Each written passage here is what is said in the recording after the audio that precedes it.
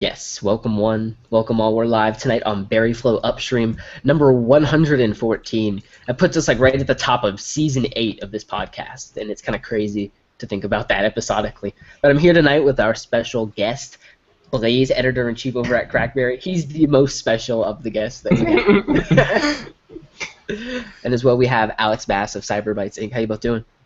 Doing good, Good. man. Yeah, doing well. I'm really kind of at a point James, with no, BlackBerry wait, right James, how are you doing? I don't feel like I don't think we ever reciprocated. How are you doing, man? now. You know, I was kind of thinking of that too. I'm like, we never asked James how he's doing. Yeah. I'm just bad. doing, just like BlackBerry. I kind of got like my head in the corner and I'm just going, No, it's been kind of an interesting week, and the week's kind of reflected across to the BlackBerry news that we've got as well. I was kind of interested to see some of the stuff that came out. Specifically, one of the more interesting things that's happened this week is that Crackberry's actually released DTEK 50 accessories in Shop Crackberry, and I think that's like a good thing because you look at like the Shop BlackBerry prices, they're kind of high, like maybe a little bit higher than you'd want, and then you go to like Amazon or like eBay and there's like nothing out there, It's like no one knows about DTEK 50 yet in terms of those outside third parties that really like build accessories and stuff like that. There's not been a lot of interest for like nice Priv cases or DTEK 50 ones, obviously. So seeing Crackberry have some of that stuff is awesome. Blaze, are you going to pick up a case for yours? I know we kind of talked about like that a little bit last week, but Yeah, I like it. It's growing on me the way it is, naked, but...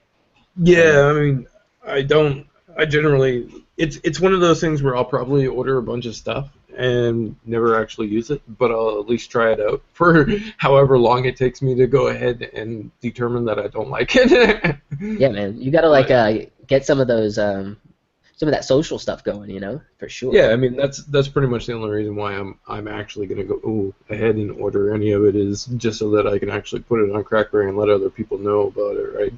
Other than that, I mean, I don't know. It's one of those things. I usually rock all my devices naked, and the most maximum protection that I ever put on there is a screen protector, and that's even like 90% chance that I'm not going to put that on because I always screw the things up when I put them on. So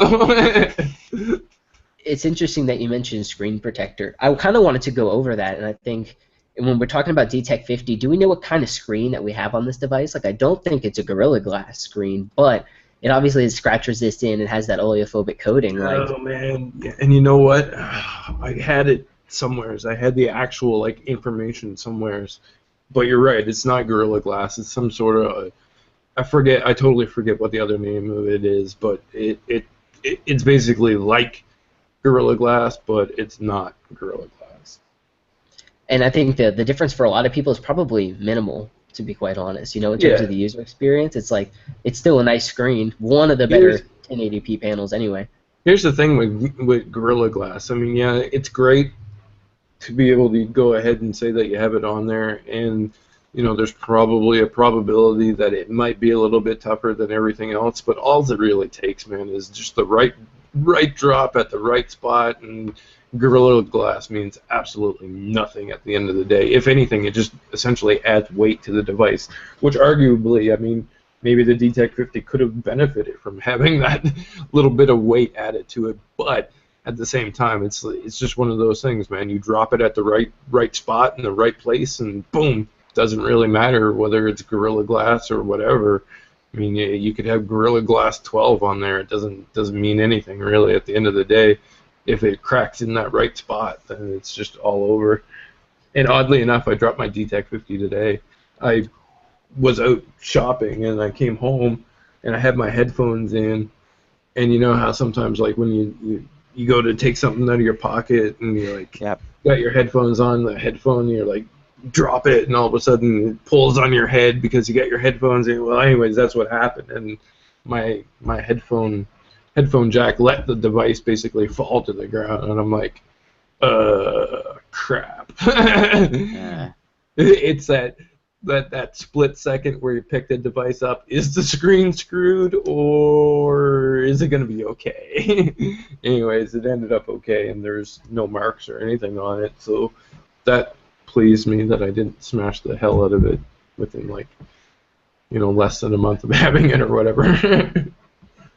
Alex, what are you doing for Priv right now? You just letting it be and being very careful with it? I mean, do you consciously like have some kind of like, machine in the back of your brain that's like, hold on to the Priv? Like, No, there are a few things that I kind of do that it's just like habit now where I always put my phone in my pocket so the screen is facing toward my thigh. So, for instance, if I do bump into like a corner of a desk or something, it'll hit the back of it rather than hitting the screen. And it's probably not that big of a deal anyway, but and when I'm holding it, no, I mean like sometimes I'll be walking with one hand and I normally always have like my pinky finger underneath it when I'm just holding it with one hand and it feels pretty stable. Even when it's slid open, the weight distribution is good too. Though I was actually at the river today, and I was sitting on a bench and had my phone in my pocket, and I was kind of thinking, um, I was like, part of me didn't want to take it out because below the bench was cement, and I consciously didn't take my phone out because I'm like, I'm not going to drop it, but it's just unnecessary risk. So there are a few things that I might do occasionally, but for the most part, I don't really think much about it. So not too worried at this point. I'm a pinky guy myself. The pinky's Yeah, always like it's a underneath, good, yeah. holding on. I don't know what Blaze's preference is, but I'm definitely on the pinky side of that. Yeah, I use my pinky too when I'm holding it, mainly like in my hands. And pinky is always stuck at the bottom. Yeah.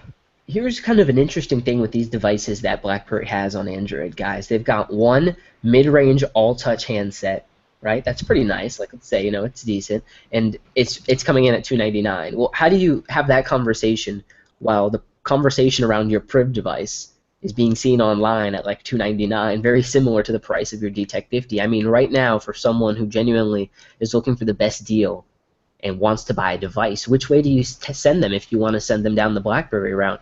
It's tough. It's like people have asked me that question, like, what should I get? And I'm like, do you want a keyboard? And like, even if you don't, Priv is still good. Like, it's really kind of becoming a tough sell for me to even my peers and some of my family. And I'm almost just leaning DTEK 50 because it's newer at this point. But I would like to see some of your thoughts in terms of like, how do you really guide someone toward a BlackBerry device? And even outside of that conversation, there's BlackBerry 10 devices that you could get as well. There's a lot of options out there from BlackBerry today. So what do you think is more, I guess, bang for your buck in terms of Yeah, that, 299? I mean, I was asked literally like 3 hours ago. Um, one of Twitter followers, Israel Sandoval, he's like, hypothetically, if one was on BB10 looking to switch Priv at like 499 or DTEK 50 at 299, and I'm like, unless the keyboard means a lot to you, just go ahead and get the DTEK 50 because, I mean, technically they're kind of the same devices. The only difference is actually on paper. Like when it comes down to it in terms of performance and stuff like that, I don't really find much of a difference in terms of the actual performance. It only really comes down to whether or not you want that actual keyboard, or do you want, are you fine with a slab device? I mean, at least that's how I feel, but I don't feel that there's much difference performance-wise. You could possibly go the route and say that the camera is better, but even then, I don't necessarily think that the camera is that much better either. I think they're pretty close to One being of on par. So one of the things I definitely notice is the lack of optical image stabilization. yeah, I that's true. notice that because I take a lot of like photos and stuff, and now I have to like be very still with that camera to make sure I get like the shot I'm looking for. But I'm a little bit more picky with stuff like that. Whereas with Priv, like that OIS definitely helped. Like one on videos, obviously kept everything really stable and just nice crispy shots from that Priv camera. ZTEX is nice too. I took some nice photos on it. I find, I don't know if you guys have seen this as well, but with Priv, it's hard to get a macro shot, maybe because it has such a high megapixel lens, but with DTEK 50, it's really good at macro shots, whereas Priv kind of struggled. And even with manual macro, like it's still just a little bit, less where you wanted it to be. I found like Priv, or DTEK 50 rather, really performed well in the camera category, and Blaze covers that pretty thoroughly in his review as well. Alex, what about you, man? Family on your end, would you really recommend them the DTEK 50 over If something like Priv? Yeah, I mean, at that point, like price would be a factor. And what I do notice too is a lot of my family members that I've showed kind of the Priv to, many of them are like, oh, the keyboard's too small for me anyway. So they're like, oh, that's cool, but the keyboard's too small, so they would just be using it as an all touch anyway. So I compared to the Priv, I would probably recommend the D-Tech 50 in certain scenarios, but as for the D-Tech 50 compared to maybe a different phone or an iPhone, because there's some family members that I recommend that, maybe you should just get an iPhone. So that's where it's kind of a different area. Priv, it really comes down to, do you want the Priv because you're going to use the physical keyboard? And if that's the case, then I'll usually recommend it. If they're not going to use it, then it's kind of expensive for what it is, and And all outstanding, right? You can get a GSM unlocked one with an AT&T back, right, for $299. Like, really, price is not that different. I mean, if you go the Shop BlackBerry route or you go the Amazon route, obviously you're going to be paying a little bit of a premium, but you get that support as well. It's just kind of interesting, I think, that the pricing of both of those devices right now are so similar just because so much time has elapsed between one and the other. And Blaze, maybe you can speak to this, but when you offer someone that solution, right, get a D-Tech 50, it's almost easier to tell them, yo, just download HubSuite Plus, Yeah. and then just get a phone you want, and then you have most of it, and maybe or maybe not, we're gonna get some other aspects like the keyboard, or I'd love to see just other BlackBerry software. I think in terms of how much they've rated BlackBerry 10 for Android, I still think there's a lot of other good stuff they should rate. You know what I'm saying? Like, there's small little things that I see coming over, but I just want to see them go like all in on showing us who they are using Android as kind of the medium. I'd love to see a little bit more kind of innovation on the software side of what they're doing with these apps, but obviously there has to be some kind of like enterprise baseline of usability so that your core customers don't get kind of weirded out. Like, that's kind of the learning curve from BBOS to BB10, right? You either got on board or you didn't. Yeah. It kind of was a little bit too, one-sided in terms of how you had to interact with it. Android, you got tons of flavors, and even on the BlackBerry launcher, it's pretty nice. Alex, I wanted to ask you just a small bit here in terms of your usage.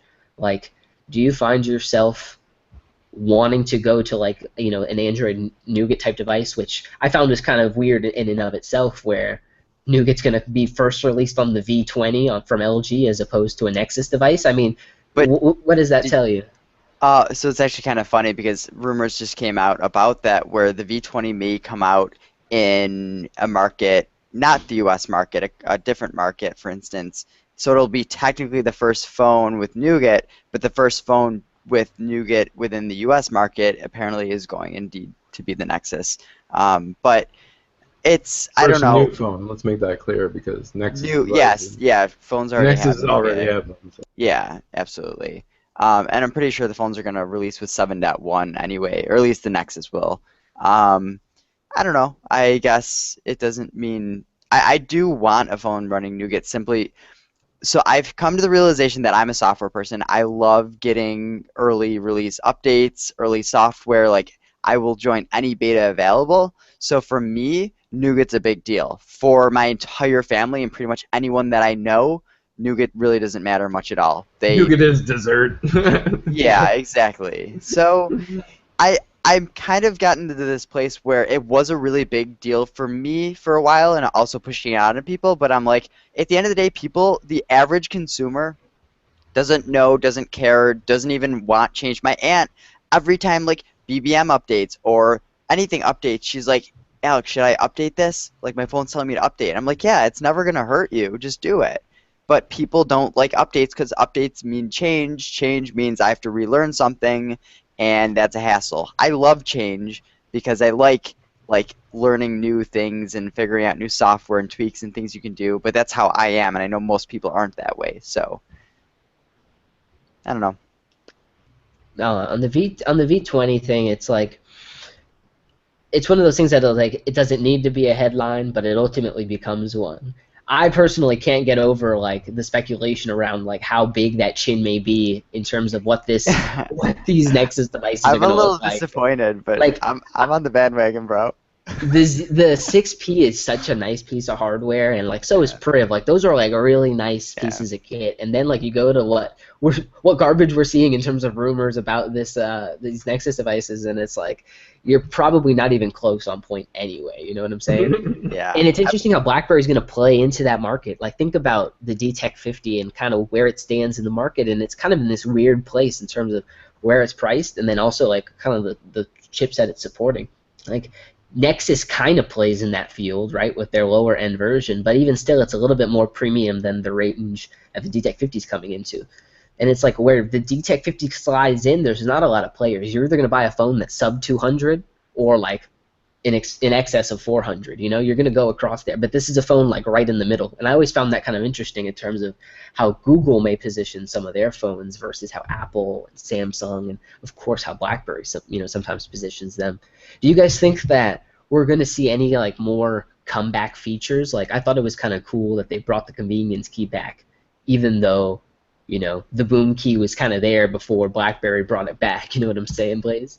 Yeah, I mean that was something that was built directly into it. I mean, I don't see any of those, quote unquote comeback features coming. Like the convenience key was just a happy coincidence that BlackBerry was able to go ahead and leverage. Like, there's nothing really specifically BlackBerry about it, right? It just happened to be there, and they happened to go ahead and make use of it. So I wanted to show you guys this because I've seen the software work on the idle device, right? And then I saw that it was working here. This is a YouTube video in landscape while my phone, my DTEK 50, is locked into portrait mode. So obviously it's locked in portrait, but the video orients itself anyways, right? And as I flip the phone this way, you'll see like a little animation go where it flips the screen. And this is something that isn't on Priv, but obviously you get to see it here on this software and this version of what they're doing. To me. There's so many weird, weird tweaks between the two, and I could do a whole like review on the differences. But the thing I think that's most gleanable from that is that BlackBerry is so learning. Like they went with Priv and they learned and they're adjusting, and like where they're building toward is definitely getting a lot smarter and stronger. And I can only wait to see, how they flesh out the rest of the software stack. What do you think about like this stuff coming out for iOS in terms of like the Hub Plus suite? Do you think they're gonna have traction there, or do you think maybe the way the iPhone is designed may inhibit some of like the core functionality that BlackBerry's trying to deliver on? I don't know, man. I think the iPhone is just basically too locked down for it to basically even matter or even care. Only the people who are like, maybe have moved from BlackBerry to an iPhone and know what the BlackBerry Hub is and stuff like that are going to be interested in actually making use of it. I don't see any general traction towards like new iPhone users or somebody who may be new to the BlackBerry experience. I think Apple will just basically screw that out in whatever humanly possible way. I mean, everything that isn't Apple on the iPhone instantly becomes a secondary option to people because of how integrated that they actually have everything, right? Like people just generally don't think about other things unless it's some sort of a game that they can go ahead and use, or if they're into the jailbreaking scene. If they're into the jailbreaking scene, then that's when they become more interested in these additional layers that can be added on to the iPhone. But just a general iPhone user out of the box doesn't necessarily give two shits about what else is considered an additive onto the iOS system. They just use whatever Apple says to use, right? Yep, and the average person is buying an iPhone because of usability, simplicity. I don't want to have to install this, that, the other thing. I just want to use whatever's on the phone. So you get a lot of people locked into like iCloud and obviously iMessage and just the default messaging apps and the default mail apps simply because like that's what's on the phone when you unlock it. And that's their whole philosophy, and they're purposely not going out and making it really easy to have like a third-party messenger feel like it's baked in core into the OS. But like WhatsApp is good enough, and some people are like, it's good enough and it works, but it's never as like baked in as say iMessage is. Whereas Android, like man, like install Textra for your SMS app, and it feels like it is the core SMS app that came with the phone. Yeah. So I totally agree with you, Blaze. Like I don't really think that people are going to be jumping on board unless they know of it already. I would be curious about their keyboard though, because I know the Gboard, Google created a keyboard for iOS and it kind of blew up. So I would be a little bit curious about a keyboard, the BlackBerry keyboard on iOS. That could be an interesting thing that some people might check out, but it's and also the question tough. is whether or not is BlackBerry ever actually going to produce the keyboard for iOS or Android devices at that point, other than their own, right? Yeah, this is true. We don't even know that. It's like you want to make that type of stuff proprietary, but at the same point you want to get it out there, right, so people can actually see it. Yeah. It's a tough kind of area to walk up for sure. We've seen, and we've talked about it on this podcast before, that Google spends a lot of times making their apps great for iOS. You know what I'm saying? Yeah. And ultimately, it's betaed on Android prior, to a large degree in terms of the features where they're pillaging from. So that's why I say, like, BlackBerry still has so many assets. Like, go out and show us what you got, right? You built all these things, you had all these ideas. Like, where do you take them now? Is the story you should be telling, as opposed to just kind of this recreated entity that BlackBerry is now. Definitely a very lean machine John Chen is running right now. Like, he's all about cost cutting and all of that stuff, and really making it a prudent business. And like, we thought there was prudence with Thorsten Heinz at the reins, right? and we saw major losses, but it's kind of interesting to see kind of the penetration that this particular software that BlackBerry does is going to have. I mean, even right now, it's opened up and people are looking at the Hub Plus suite, and it's interesting to see that the traction there is there. Alex, where are the downloads currently for Google Play? Are we seeing anything significant, or is it similar to kind of the Priv and BlackBerry apps where they're kind of stuck in this middling place? It's still saying 100,000. I check it every now and then out of curiosity, like, come on, when's it gonna hit the 500,000 mark? And it's not really getting there. So I really, at this point, this is where advertising and marketing comes in, which BlackBerry has admitted they're not that great at it. So people need to know that this exists, and beyond just your blog, but a few YouTube videos on your channel. I don't know. It's tough though to push an app or software, like have it on Instagram, like people scrolling through their Instagram have advertisements and things like that. Do some social media advertising, but I don't know. Maybe they are, and I'm just not seeing it. I don't really go on social media too much. Well, it's one of those things where I actually had somebody send me this photo the other day, and I won't put his name out on air, but he sent me a photo, and he's like, check out this great photo that I took, and then he took it on his BlackBerry, and he's like, how come BlackBerry doesn't advertise their camera capabilities? I'm like, well, they do, kind of. If you check out the Instagram feed, I think the past 10 posts or whatever are, shot on BlackBerry photos, and they're sharing those photos, but that in itself isn't, that's not advertising. That's sharing within the community. Those people who are going to see that are already followers of BlackBerry. Like, that's not advertising. Advertising to me is potentially reaching people who are not already interested in what you are offering. Like, you got to go bring this experience and this information to the people who don't already follow you. Like, posting something on Instagram is cool, and yeah, it can help spread the word, but it's not advertising. It's it's just sharing what people love already, right? And they're doing that in newer and better ways, as we're starting to see. This is on the DTEK 50 page itself, and it's auto-scrolling here, but it says our customers love their DTEK 50, and then a hashtag to use to share on Instagram and get in the gallery. Right. Shout out to Berryflow, getting the drop and mention. But this is super cool, right? Like, this type of stuff is stuff you've needed for years, and we haven't gotten it. But Blaze is totally right. This type of stuff isn't advertising. This is people who already have the product sharing how much they love it, which is good, but you need to first, catalyze on that message of getting out there and really showing people, like, what this whole page is trying to sell me on, and do it in a way that's not me scrolling and Yeah. reading for 5 minutes, but in a way that I get it immediately. I want secure, I want productivity, right? Sell the story, but this is a lot of information, and then hiding in some social stuff in there is nice, but it's not going to tell you the true picture. It's not going to sell that real message that you're working toward. Yeah. But still, awesome to see. You know, something kind of interesting. It shows the power of like perception.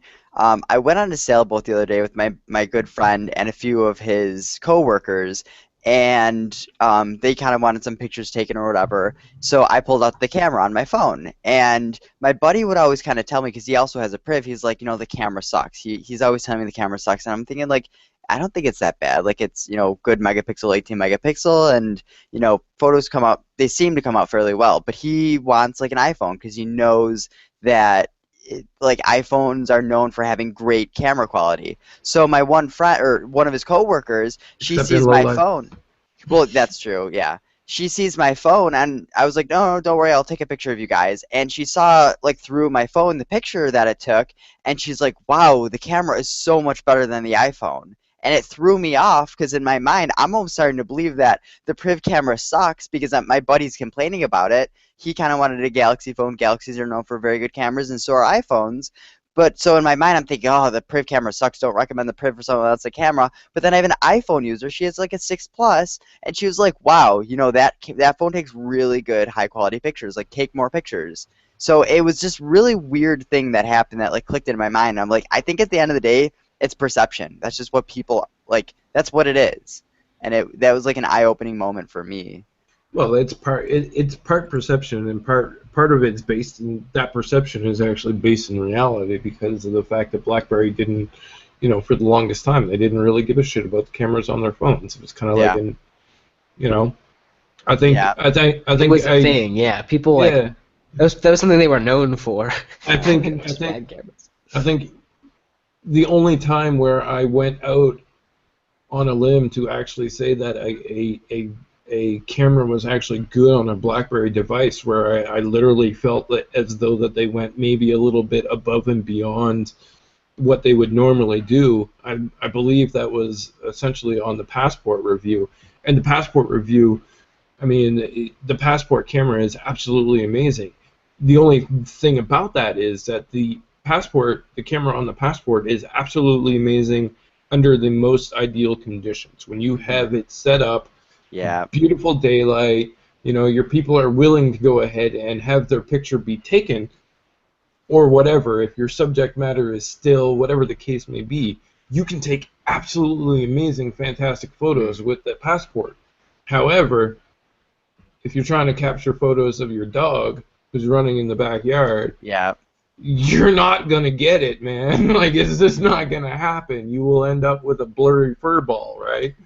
And that's the thing, that like that perception continued on from people who basically owned previous BlackBerry devices, and it really is based in reality, because again, the only time the time that they started to give a shit about the cameras was on the Passport, even though basically they said, oh well, this device has a great camera. Well, no, that 9/10 of that's marketing material. It doesn't necessarily have a great camera, right?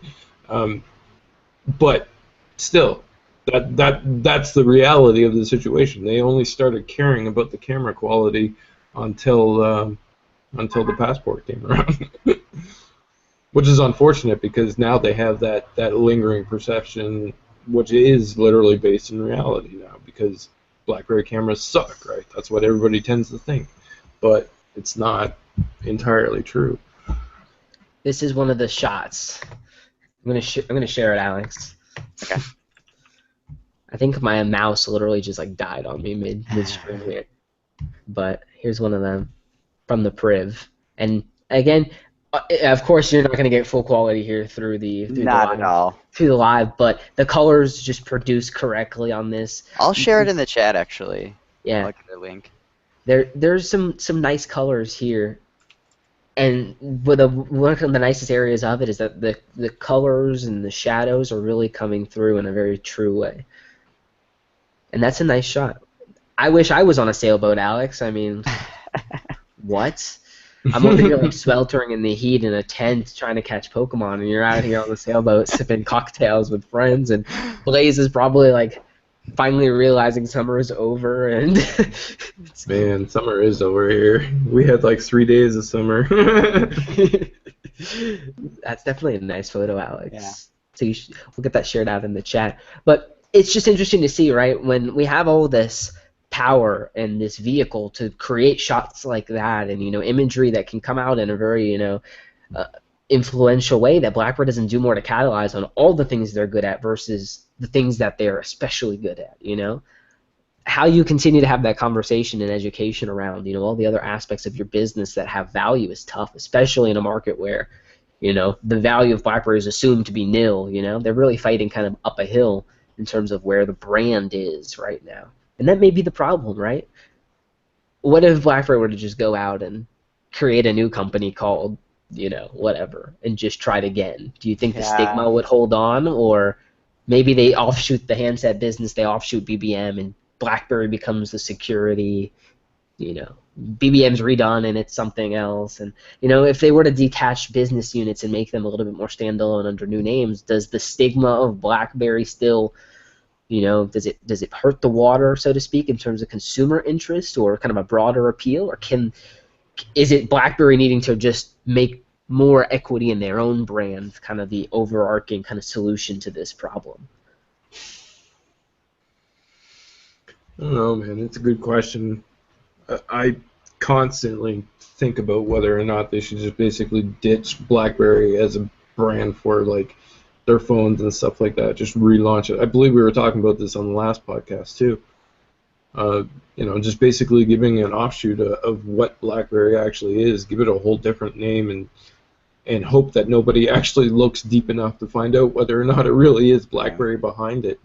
I mean, it's one of those things where, you're probably never going to get the actual answer to it, and it's great to think about, but I don't know. I mean, it's hard to say exactly how it would turn out for them, but I mean, for now, it seems as though that they're pretty happy with basically building up the brand that they have. They feel as though that there's still a lot of loyalty and potential with the actual BlackBerry brand itself. So, I mean, I don't see them offshooting anything except for BBM. In the near future, I think technically in my mind, BBM has already been sort of, I don't want to say taken over, because taken over isn't the most appropriate wording for it, but it does seem as though that somebody else is already looking out for the better interests of BBM at this point, especially where they made that agreement with the Indonesian organization for the marketing and the branding and stuff like that, to be able to go ahead and bring content into it. So they essentially have outside influences other than BlackBerry employees putting stuff into BBM at this point. So I don't know. I think that's pretty much the only thing that I can see being branched out upon at this point. I don't think that they're gonna go into any sort of offshoot of the BlackBerry brand for devices. Although it would be highly interesting to actually see how that turned out.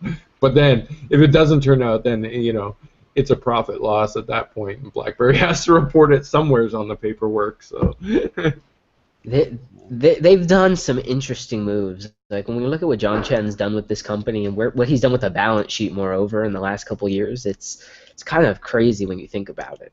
The fact that BlackBerry is now like buying back some of their convertibles is just so interesting in terms of. What? They've all got convertibles, these bastards. Yeah, the Bentley that we saw over at BB Live, they bought them for everybody, and they can only make BBM video calls using the playbook, which all right, I guess I'll shoot for that.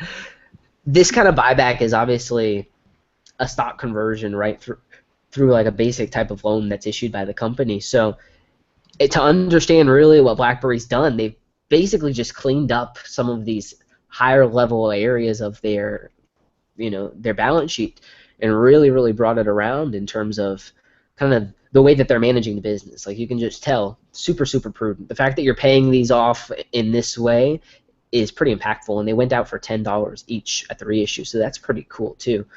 They went ahead and then went to Fairfax and reissued some of these convertibles as well. And this again is something good because it lowers the interest rate on some of the items that are out there.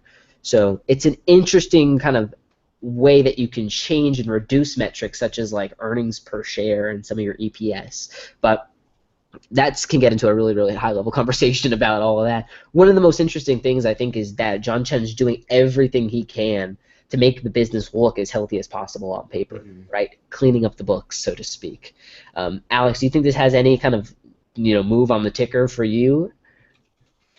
No, I mean when they halted the stock market for Everyone was like, "Oh my God, someone's Chris, buying BlackBerry." do you remember like the last time that happened? Like I maybe it wasn't the last time, but one of the times recently that it happened, I was a senior in college, and it was when they were possibly being bought for $9 a share, and I was sitting in my classroom, and like I was freaking out. Like I think that was when Fairfax first came back into the picture in a bigger way, and now here they are again.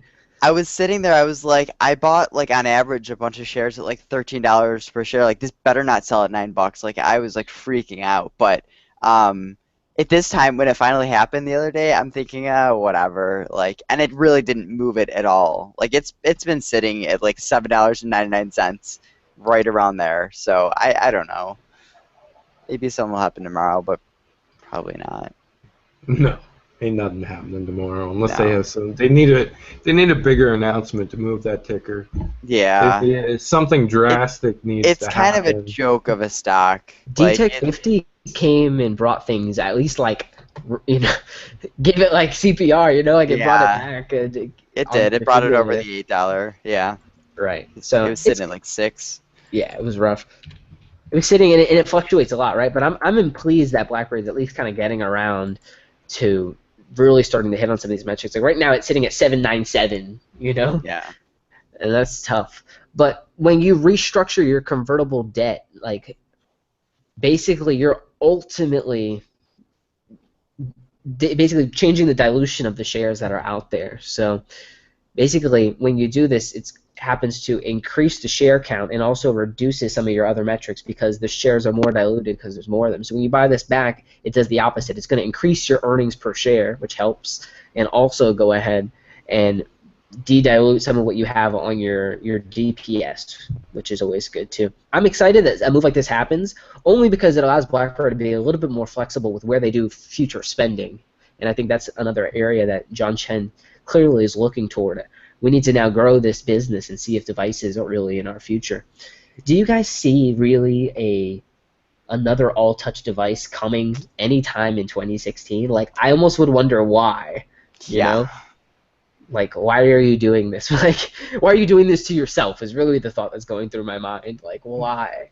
But, at the same point, I could see it just because it seems like they're a little bit more energized these days to kind of do what they can in the market, and make some statements. And that's what DTEC 50 is, right? It's just a statement to the market. Restructuring their debt in this way is another really interesting statement to the market about where they are and where they're going to go.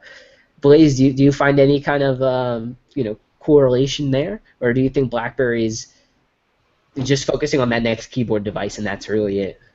I kind of hope that they're focusing on the next keyboard device to be able to go ahead and take advantage of that. I mean, they got the Priv, they got DTEC 50, and another keyboard device would essentially, I think, go ahead and basically help them out a little bit because, I mean, that was one of the key things that they noted during the launch of the DTEC 50 was that they have another keyboard device coming. So, I mean, it seems as though that they're revving people up for a keyboard device as opposed to another all-touch device.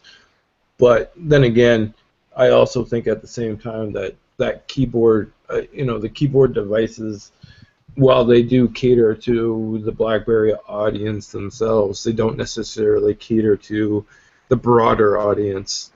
As much as people say, "Oh, I miss the BlackBerry keyboard" and stuff like that, well, the evidence doesn't prove that they actually miss it.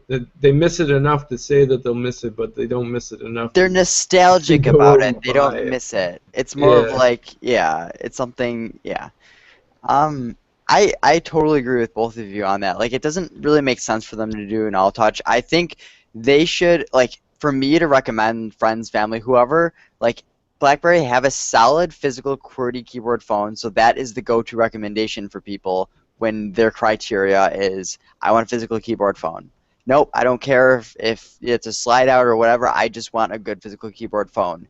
The Passport is kind of that, but it's BlackBerry 10. It was like, just BlackBerry develop a phone, which obviously the one that we're kind of been talking about anyway, that needs to kind of be the next phone, just so there's a solution out there that people can recommend for what they want. Another all touch, I don't get it. Not at all. I don't. The other thing is that all touch that is essentially rumored is basically considered high end, right? Mm-hmm. So how do you go from basically saying that the Priv was too high end, it cost too much, to releasing something that is mid range, to basically going back to the high end again? It's like, somebody's gonna call John Chen out on that bullshit if that happens. You know what I mean? Yeah. But I don't know. I mean, I see benefits either way, because maybe the DTEK 50 raised some interest towards the Android level. That's the other thing. The other thing that I don't know. Before I generally put down some thoughts on it, I would like to see some numbers behind how many people are actually interested in the DTEK 50. I mean, I can look at the forums. I can tell that the forums are busy. Busier than probably, I don't want to say busier than the Priv, but they're definitely on par with essentially where the Priv was. You guys can take that however you want. Take bad or worse scenario on that one. I look on Instagram, there's posts about people buying the DTEK 50, but again, the other scenario is the reviews and stuff like that. Like the majority of people just pass it off as another Android device. So I really do wonder how well the DTEK 50 is selling, and unfortunately, we're probably not going to get any hardcore numbers on that, for at least a little while yet. I mean, whenever the next quarter announcement comes out, John Chen has to say something about how it's selling. Whether or not he'll actually give numbers is always debatable, because that's never, that's kind of like been one of those things that has been off the table, and people have to go literally searching for it. So I don't know. I mean, John Chen's just telling people, like, close your eyes.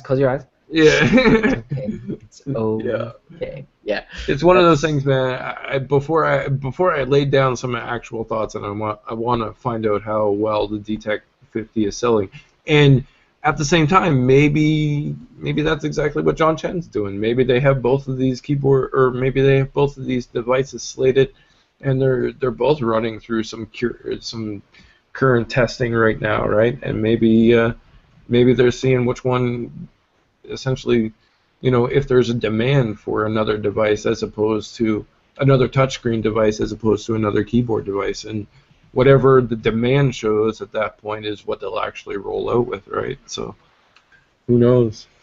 BlackBerry does the weirdest, probably internal testing. Right. They like call up their friends and family, and they put the devices in front of them. They're like, "Oh my god, I love it! This is amazing! Yes, this is gonna sell hundreds and hundreds of units." And they're like, "Awesome, let's do it." DTEK 50. No. In all honesty, like, I appreciate who BlackBerry went to get this phone built. I think there's a lot of people you could go to in that market to build you a phone. This is one of the nicer Android phones that came out this year. You know what I'm saying? Or at least reference designs that they could have gone for. So I'm pleased in that aspect. I think Alex would really like the phone. I wish he could just like rent one for 20 days or something like that. There's a brilliant marketing idea, BlackBerry. Let people rent your phones before they... And the funny part is I would actually give it a try, simply because, I mean, I've been trying to gear up for maybe getting a different phone, so I haven't been using the physical keyboard on my Priv. So, like, now's the perfect chance that I would go for an all-touchscreen phone, like DTEK 50. I would give it a chance, but I don't want to buy it to use it. I don't know. You gotta make the trip into the city, go to the kiosk, the one kiosk in the world, and go. I'm Alex from Berryflow, guys. Haven't you seen Upstream? Like, just let me use this phone. No, it doesn't see work how that he's way. Conveniently Alex for Berryflow, but when I introduced the show, he's Alex from Cyberbucks. Oh, too funny, Alex. But honestly, like, I wish this phone like had your name on it with like an 820 or something inside. Like, just that's all I needed to have, right? And maybe like Nougat, which I'm hoping BlackBerry can get to pretty quickly. I'm but really curious to see yeah, this. Like, it this took is 6 something months. that'll. We know how long it took last time. Let's see But if last time we think it's an exception, right? Like, it probably took longer because it was their first phone and they had to get things working. Like, I'm that's curious. have they It's gonna be really interesting. become more agile? I mean, I'm not Yeah. gonna lie. It took me a little bit of time to get that security update this last month, right? Yeah. And I'm on an unlocked phone. Similar kind of rollout there, but they seem very prudent, right? At least about going and doing it on a consistent basis, which I appreciate at the very least. And again, that's what, of course, you're going to be buying into with a device like this. You're going out to get into that whole software ecosystem that comes along. I would love, Blaze, if they did one video that talked about what they do in hardware. Not like one video for the DTEK 50 or one video for the Prib, but like one video that says, we are BlackBerry, here are the phones we have. If you like apps and this and that and security, go Android. If you like multitasking and productivity and whatever, go BB10. And just said like, okay, because that's the problem we all run into, right? We're trying to tell someone like, maybe you should get a classic, or maybe you'd like a 6P. Nah, no, go get a Priv. That's the middle ground there, right? And it's so hard to really tell people like what's going to be the best for you, as opposed to what one snapshot image of a particular device is trying to sell you on. Because at the end of the day, if you watch any BlackBerry videos, all of the videos are the exact same, right? They tell you just like, here are the specs, Yeah. Here's some B-roll of the device. Like you're not really getting a deep level of understanding when you watch some of these materials. So give us a surface level type of material that just talks about the whole hardware offering. Like, here's our fleet of devices. We have this, we have this, we have this. Something very simple. It does not need to be complex, but at least have that out there for people. Because right now, like, even the conversations that we even have about BlackBerry are so like siloed off from one another, because the devices themselves are that way. Like, we talk about Priv for 4 months, and then DTEK 50 for 4 months, and then another device for 4 months, and those conversations really don't have any hold between each other, but they should, right? This is a continuation of the brand and the current hardware strategy. Do you think it's that the focus just isn't there anymore, or that it's not worth the investment in their eyes? Like, do you think they understand that's an issue but just don't want to address it, or just don't even know? What do you guys honestly think at this point? That it's something like they've thought about and are choosing to do at this point? I mean, come on. I don't know. I think over the past year, it's probably been something that they realize that they need to go ahead and do, but they're not getting around to it as quickly as we would like. Because, I mean, like you said earlier, John Chen basically knows that he's not an advertising company. He knows that the company hasn't necessarily been great at these things in the past, but they are doing things to be able to go ahead and change that. I mean, it's been slow and steady progress, but I mean, you don't just flip the switch and become a marketing guru overnight, right? So, I mean, maybe they should dump some money into some of the organizations who are marketing gurus to be able to go ahead and help them out. But at the same time, I don't think that they really want to go ahead and do that either, because I don't think Chen sees the upside of it. All he sees is money going out, but no money coming in at that point. And it's unfortunate that that's kind of like the view. But at the same time, they're doing things internally that are basically helping them out. Like I said, with the Instagram stuff, and some of the videos that they have put out already are basically improving, or are at least an improvement upon what we've seen previously. So I don't know. I think it's one of those things where they've become more self-aware of what they suck at these days. So they're trying to improve it slowly and steadily. That almost hurts, Blaze, hearing that. It's like, Well, I mean, how are we just now getting around to that realization? Right. It's like, and maybe it's because we had a total shift of leadership. Yeah, and it did happen.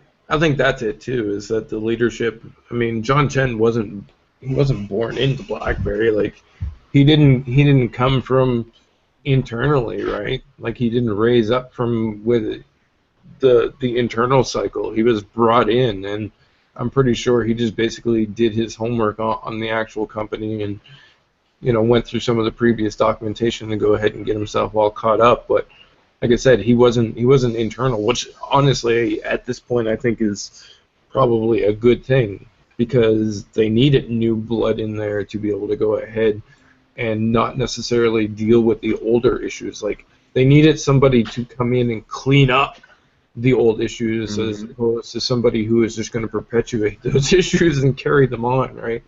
It's weird because when John Chen came in, it's like he had a vision already. Him and Prem Watsa probably had sat down, and said, like, all right, what are we gonna do?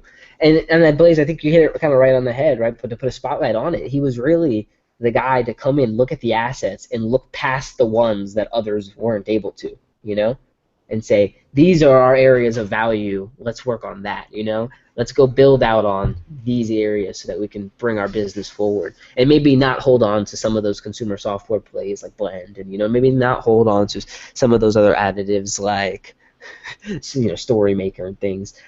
But still, I'd like to see maybe some focus back on, again, those little pockets that they have.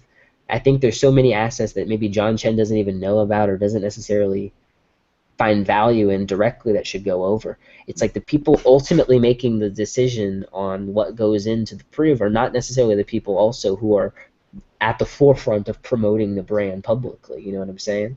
Yeah. So it really is tough for high-level executives like even Alex and John to really go out and push these devices when they probably don't know the full physics of what's involved with what they're selling. From a nitty-gritty type of perspective. That's one of the biggest changes I've seen. Instead of like Thorsten Hines on stage trying to tell me what BB10 is, we now have like a guy who clearly is from the department who knows what's going on, right? Telling us about these on the webcast, as opposed to, one of these high-level executives trying to just sell us on it in a scripted and shallow way. So there has been so many changes. I would currently like to see a little bit more focus on just the DTEC 50 marketing. Like, I haven't seen much at all for that. Like, with Priv, at least we saw a little bit more of that push. Yeah. But maybe it's just not, we're not seeing it because it's not really meant for us. And maybe that's how we know it's working, right? Where we're not seeing it, right? Or yeah. I mean, I do see the web ads and stuff like that. Like, they've definitely changed up all of the web ads that come up. They've either been changed to DTEC 50 and Priv ads and basically carrying the whole secure Android moniker, or they've essentially changed over to DTEC ads. So, I mean, there is ads out there, but we all know how well the ads do. They need real marketing, not just random banner ads. Because if I'm seeing them, then basically that means that I've already been targeted, which we know. Out of all the people, you'd be the one. Of course, I'm going to be the one to be targeted, right? So I'm kind of just interested to see where it's going to go from here, gentlemen, because BlackBerry has really positioned themselves in kind of the best light. It's like, but why? Are you really trying to grow your business, or are you trying to increase its value? I'm interested to see, again, some of the stuff we're seeing on the legal side of the house too, with U.S. Circuit Courts of Appeals sending back a shareholder lawsuit to a lower court, which I found interesting. Really, this was a shareholder claiming that the sales and the prospects of BB10 were a bit inflated, right? And that's getting kicked out. Do you think the legal kind of ownership that we're starting to see from BlackBerry for their IP and also for their different appeals and things like that, do you think that's a strong statement to keep to the market? Or is it just news and fodder that kind of hits the news waves and it doesn't hold a lot of clout into terms of where things are going for BlackBerry? I mean, we don't see them go into war with Apple or Google or anything like that yet, right? Yeah. I don't know, man. It's one of those things where it basically needs to be done, and it's kind of like paper shuffling at this point for them. But there's also some potential there to go ahead and regain some profitability off of the stuff that basically people have allegedly been utilizing without their permission. So, I mean, they kind of have to do it. I mean, every organization does it. It's just that because it's BlackBerry, we start to see a little bit more of a focus, and especially because of the fact that they haven't necessarily done it in the past. That becomes part of the conversation where, has BlackBerry become a patent troll? No, I don't think that they became a patent troll. I think they relaxed on the patent issues for for far too long that other people started to take advantage of it, and now they're just catching up to it. So, you're gonna catch those articles coming up, and people are just gonna continue on and say, oh, well, BlackBerry's nothing but a patent troll. Well, no, other organizations do it pretty much on a freaking daily basis. It's just that they've been doing it for so long that nobody cares and gives a shit about it anymore. Like, not every single patent dispute is newsworthy anymore, right? Because it happens all the time. So I don't know.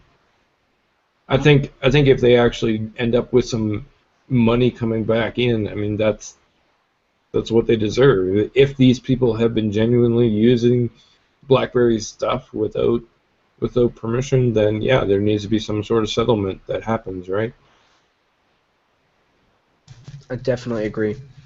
They got to settle out at some point on some of those issues. Yeah. Do you guys think that people are really going to see BlackBerry have value kind of cross-platform in terms of like going to iOS and things like that? My whole point is, if BlackBerry is really long-term geared up for a sellout to Samsung and or Apple or to Google or to someone else, right? Because we see Fairfax buying in right now and working to keep BlackBerry going. I mean, do you think that any one of those players really would glean any value from BlackBerry? Like, where do you think the best synergy would be between some of those players? I don't know. It's a really tough question. I think it would probably come, if there was any sort of synergy to be found, at least at this point in terms of like the software and stuff like that, it would probably come from Google more so than Apple. Yeah. Google, Apple, and Microsoft are basically still all in each other's business when it comes to that stuff. But I think Google would take the most benefit from it if they were to go ahead and pick up BlackBerry at this point, because Apple's too, I don't know what they are. They're just they'd rather spend their own money and build it and say that they built it and lie and say how great it is when it's really not that great. Than basically admit that somebody else has better technology than them. So it's not, they're not going to buy into it. And to be honest, I don't think that Apple has any sort of cross-platform agenda in the grand scheme of things. I think everything that Apple does is basically just to sell Apple devices, But they're changing from that. They have to, because like software is the end game, and I think they finally started realizing that, especially with like Apple Music and their Carpool Karaoke. They just bought the rights to. Like, they're realizing software is like more so where they have to go.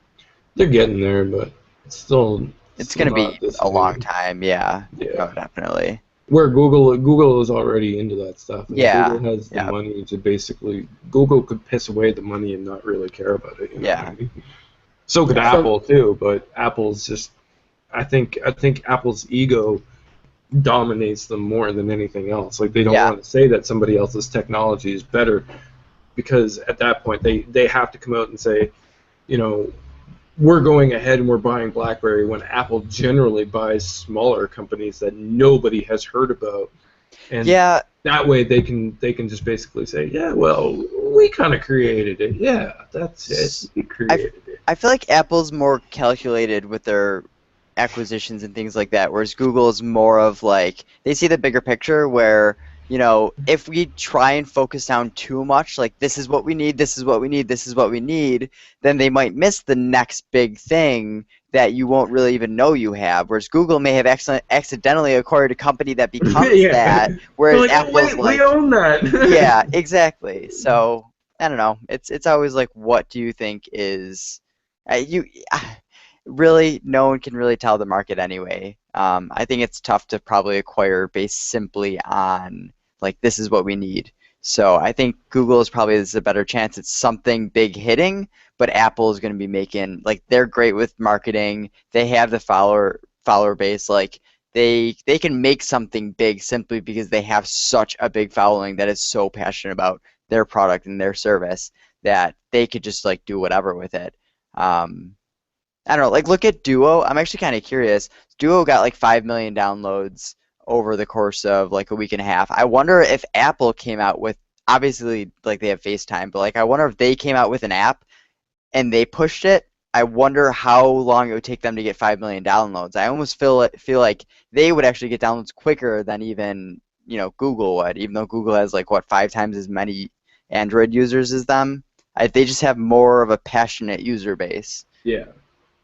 People buy into the Apple ecosystem really hard. Like, yeah, I don't even think Google has that to a certain point. Like, if you preload something, sure, you may get users, but if you just introduce something, I think a lot of people look at Google stuff. It's like, oh, it's basically just their latest beta program that might disappear in 5 months or 6 years or whatever, right? Yeah. So here's my question, gentlemen. This DTEK 50 is a rebranded TCL device, right? For the most part, obviously with the BlackBerry software stuffed in it, that comes in at $299.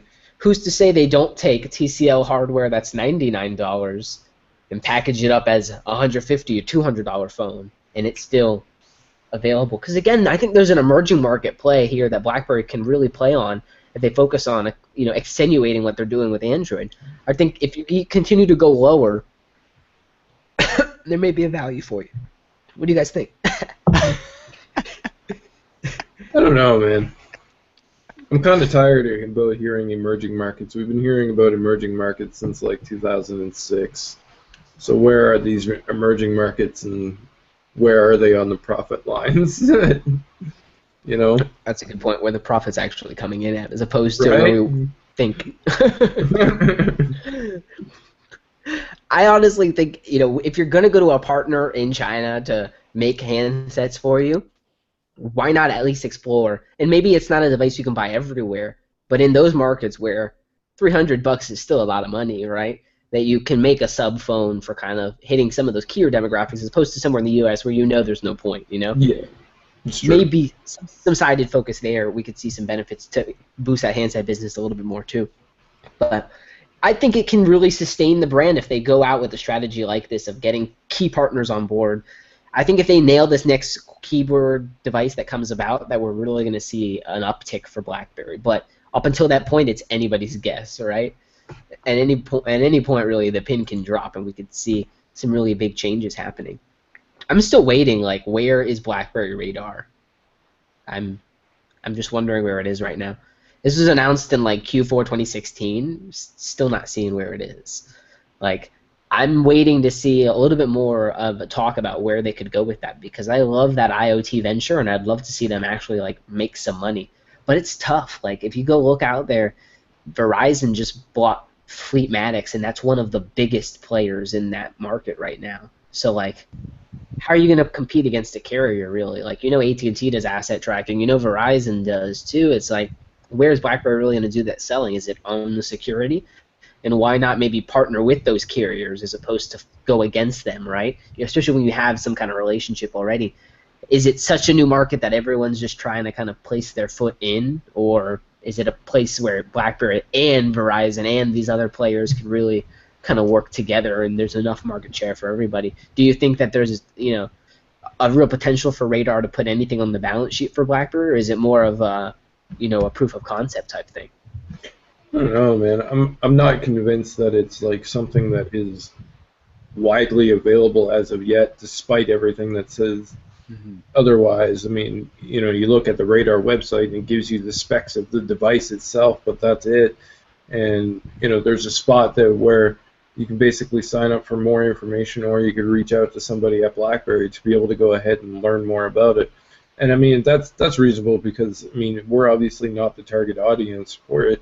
However, at the same time, we are the target audience because we're the ones who are supposed to be telling people about this. Yeah. So if somebody else is getting more targeted information, then where is it? Like, do I got to log on to, like, rollin18wheelers.com to learn about this stuff? Or So I expect BlackBerry to send me some information about it? Because I would expect BlackBerry to, like, put out some sort of announcement. I mean, I've signed up for every damn mailing list humanly possible from BlackBerry, so why haven't I heard about it, right? You know, I think this is what the thing is, because I'm starting to understand this very well, because I'm in B2B. So what I realize is once you get a good customer, the best thing you can do is not create more, or try and get more customers on your one product. You want to have more products for your existing customers. No different than BlackBerry. They have people using their MDM solution, and they have like a large customer base that once they create something like this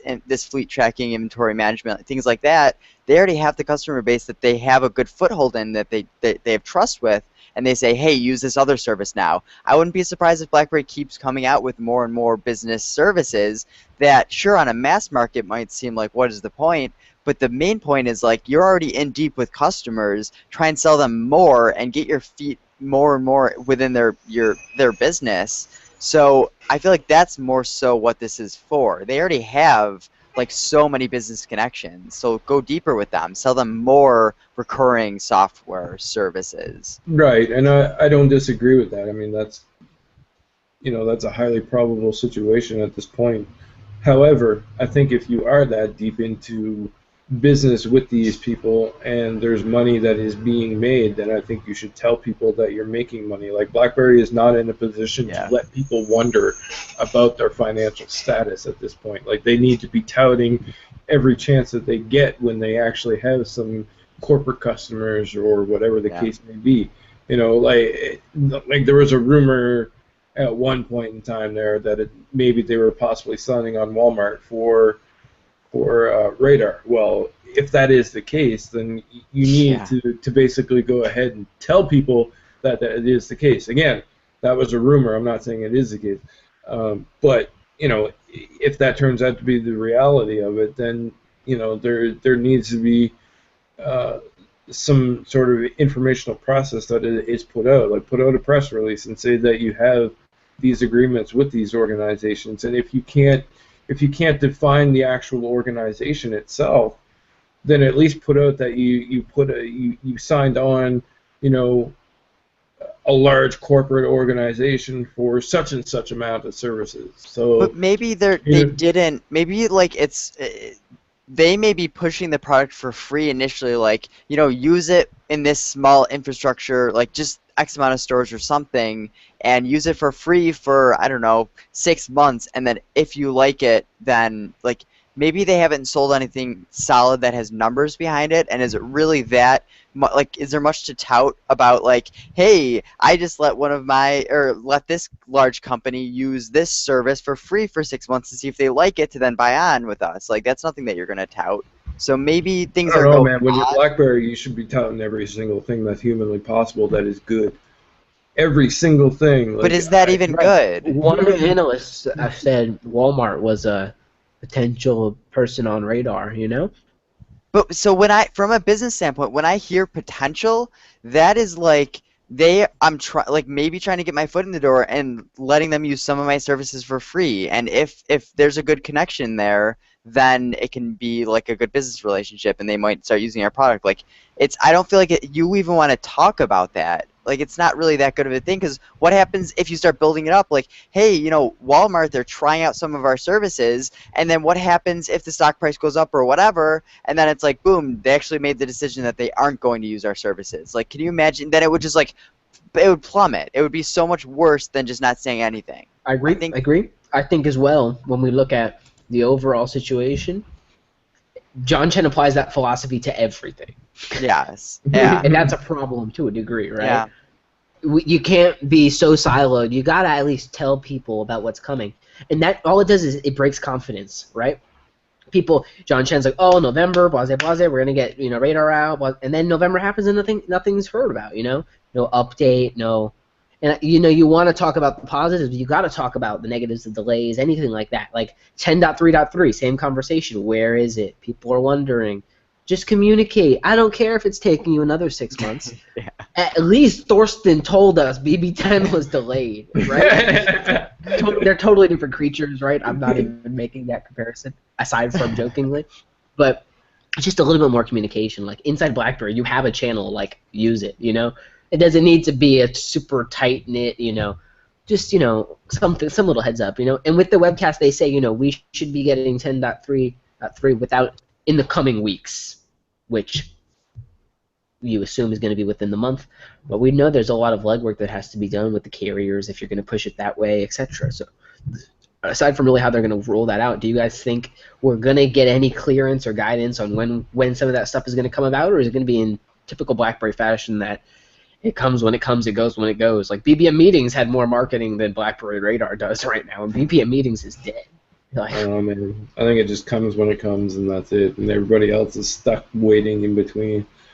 It's like every single day I get at least like 10 people asking me where 10.3.3 is, and it's like, what do you want me to do about it, man? I can only tell you what John Chen told us, and at that point it's like, John, it makes John Chen sound like a liar. Really. Yeah. I mean, when you think about it, because first it was March, and then June, and then so on and so on, and I mean, I don't know how much BlackBerry 10 stuff do you hear these days, even directly from BlackBerry, outside of the automated tweets that they put out on like the BlackBerry Help channel, telling you to visit the BlackBerry Help channel. You know what I mean? Like, oh man, those are automated. There's talking to the bots, like trying to have a conversation. Nothing's happening. Even BlackBerry isn't putting out BlackBerry 10 direct information a lot of the time these days, and there really is a focus on DTEK 50 and the Priv. So, what do you want me to say? This is like earlier. Someone commented on my Facebook post how to get Facebook working for BlackBerry 10. They're like, James, I need Google Maps for BB10. I know you can do it, and it's like, well, I can, but. Just buy a Priv. Yeah. Just make your life and my life easier. Mostly my life. Just get the DTEK if you get the Priv. And it's a sad point. Like I am so ready to review 10.3.3 on the Silver Edition. Like I am ready, guys. I've been waiting for a while to do this review. It's like the last BB10 review. That's what it feels like to me, at least. So. It needs to be impactful about what that device is still capable of, because they are still so capable, right? Like I picked up my my Leap the other day, and I was just like, dang, this phone and the Z or the DTEK 50 are like the same. Like I can get equal things done on both, I wish there was a way that you could easily kind of share data between multiple devices, as opposed to like getting a hotspot or turning your phone into a hotspot, so that you can enjoy some of the simple pleasures of carrying two phones and having multiple devices for different things. But that can get expensive.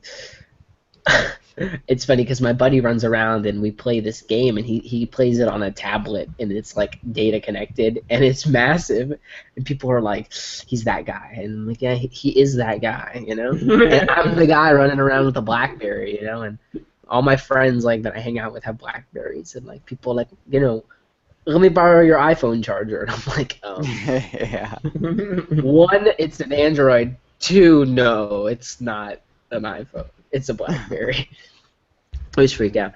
I need another QWERTY device just so that I can believe BlackBerry is still good at making those, because Privs was all right, and I blame the form factor for why those keys aren't as good as some of the ones we've seen.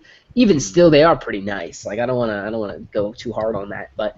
It is definitely interesting this week that we've had in BlackBerry, guys. I want to see what's here to come.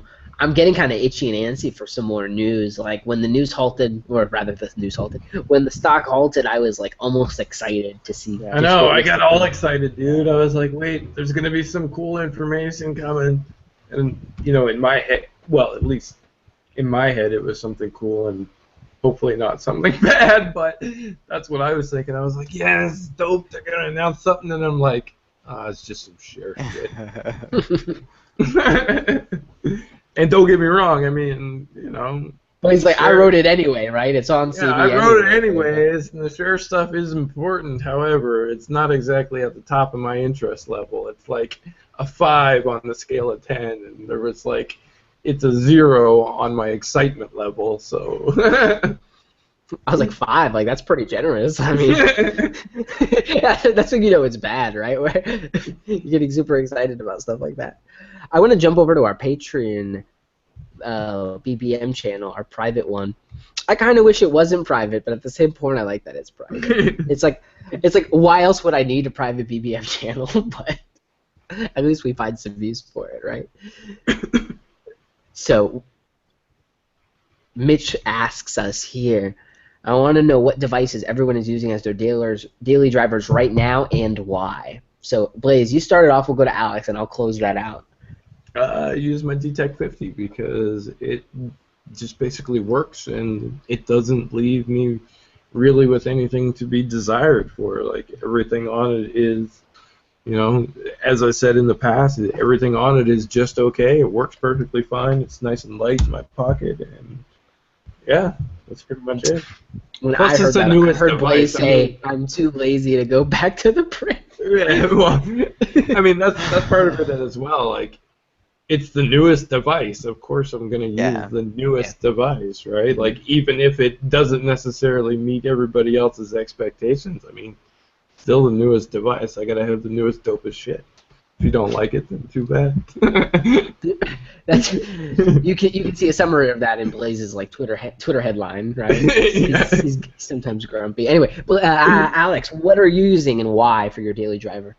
Yeah, I'm using the Priv, and almost similarly to Blaze, it's kind of from laziness at this point because I definitely have some qualms with it. Like, something as simple as Snapchat has not been working well for me at all. So on the off chance that I have people who snap me, it doesn't work at all for me. So Snapchat I would works love fine on my DTEC 50, exactly. So like this is where the laziness comes in. From what it sounds like, I should be getting a DTEC 50, but I'm lazy, so I'm probably just gonna wait for the next Android fleet of phones that are coming out in like September, October.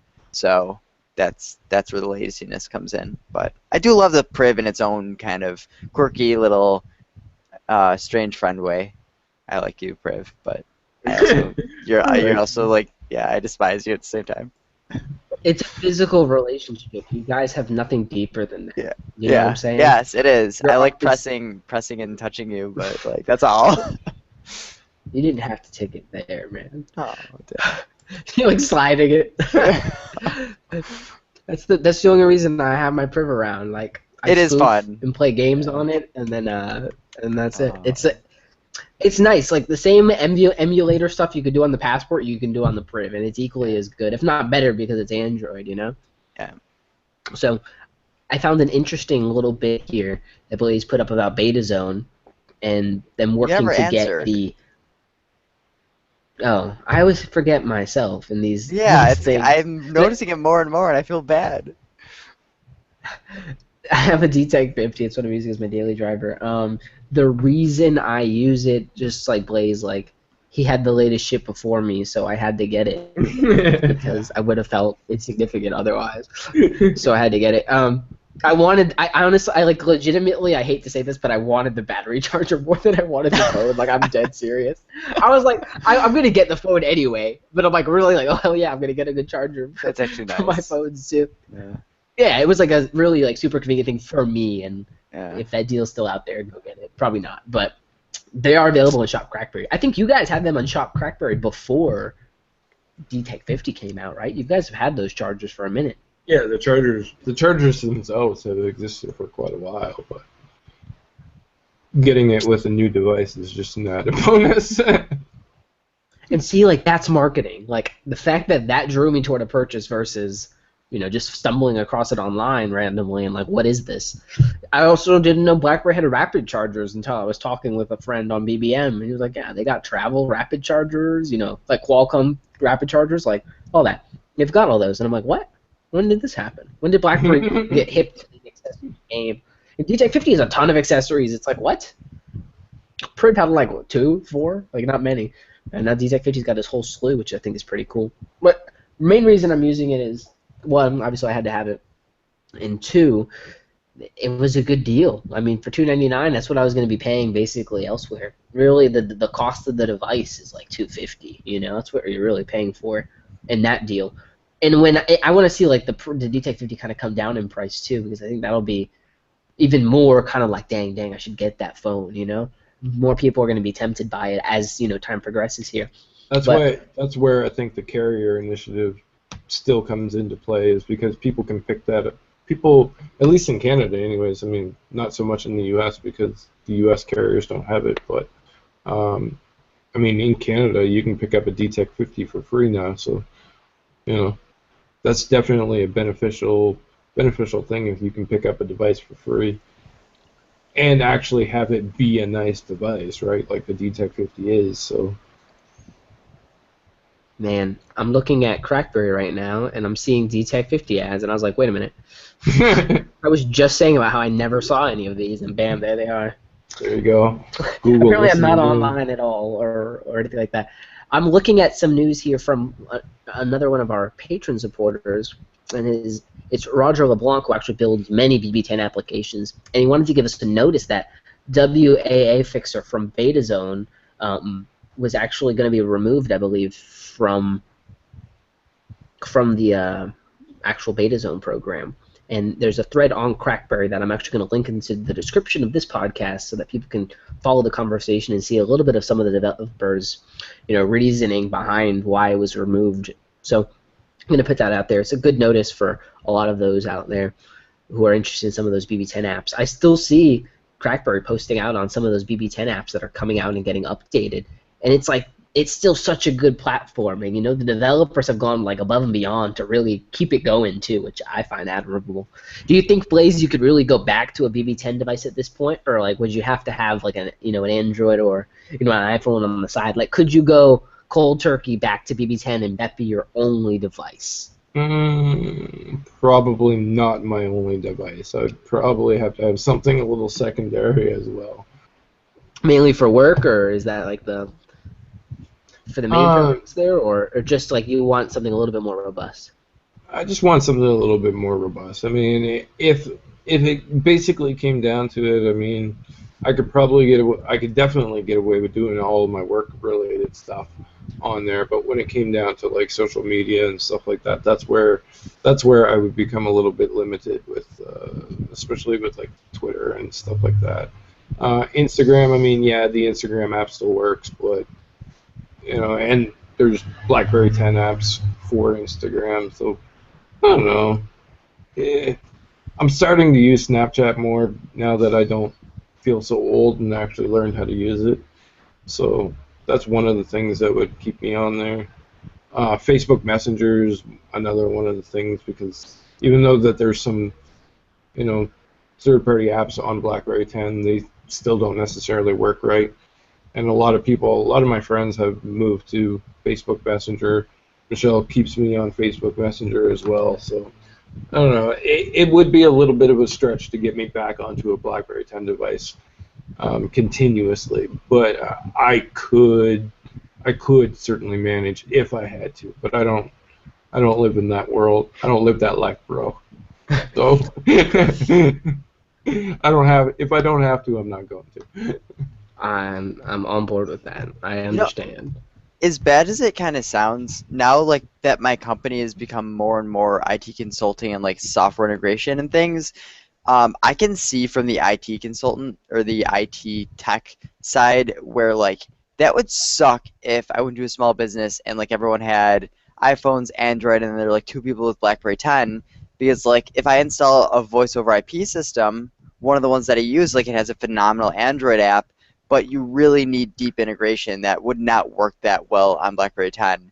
And I can see how it could be annoying for them, but then also make my job really difficult.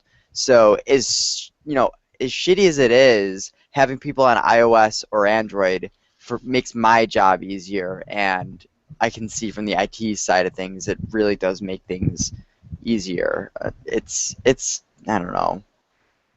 It's all very difficult. I do love BlackBerry 10, but yeah, I mean BB10 couldn't keep up with the pace of the market. I mean, we all understand that. I'm actually downloading a beta of something very special, guys. I'm not gonna tell you what it is right now, but what? I want a beta. I like beta. On Upstream After Show. That's betas are like crack to Alex. So. Beta show. Yeah. Yeah. I'm definitely gonna show you guys in the after show. It better be worth it. Clean. It's pretty awesome. Clean. Oh my God! Could we go to the after show? I'm curious. Can we just end the podcast right now? No, I definitely want to thank our Patreon supporters who keep the podcast going. Truly the lifeblood of what we're doing here and keeping the dialogue going for you guys. We're interested in going to keep a pulse on what BlackBerry's going through, right? And what we're going through in turn, waiting on the releases and stuff. But we do have some things to look forward to, right? Some forthcoming updates are coming, obviously, on the Android side of the house and as well the BB10 soon. I'm hoping. I'm waiting for it. But you can check us out. We're over at berryflow.com/Patreon if you want to support this podcast. You get access to our after show, private BBM channel, newsletter, which I've given to other people too because I feel bad they can't get in on the coolness. I got to get Brandon back in because we took him off the Berryflow domain, Alex, and that was what was listed in the newsletter. So Brandon, who, by the way, is in Spain right now, he safely made it to Spain and doesn't want to come back, but we're bringing him back eventually. I got to get him in because his Brandon@Berryflow email is in there. I got to get him back on his Gmail since we totally kicked him off. It's an alias for you now, though. You still have access. Yeah, I get 2 emails of my own newsletter. Thanks, Alex. Oh, my bad. Can't trust this guy, Cyberbytes. I mean, you just can't. No, Alex actually is awesome because he went ahead after I messed up the website, went and fixed it for me, and then fixed these other errors and Totally migrated it. yeah, It should totally be quicker now. migrated it again. Yeah, it is quicker. I can tell for sure, and it seems a little bit lighter. It needed to. We deleted all the old MP3 files of the podcast off, all 100 of them that were taking up massive amounts of space and making things a little bit easier. But definitely check us out on the after show, and again, that's berryflow.com/Patreon. In our after show, we're also going to be talking a little bit about WhatsApp and the privacy concerns. A lot of people are going over about Facebook and WhatsApp, which I think are completely overblown at this point, but it's definitely an interesting conversation to talk about where BBM will be and all of that. So definitely check us out there. Gentlemen, until next week. Later, guys.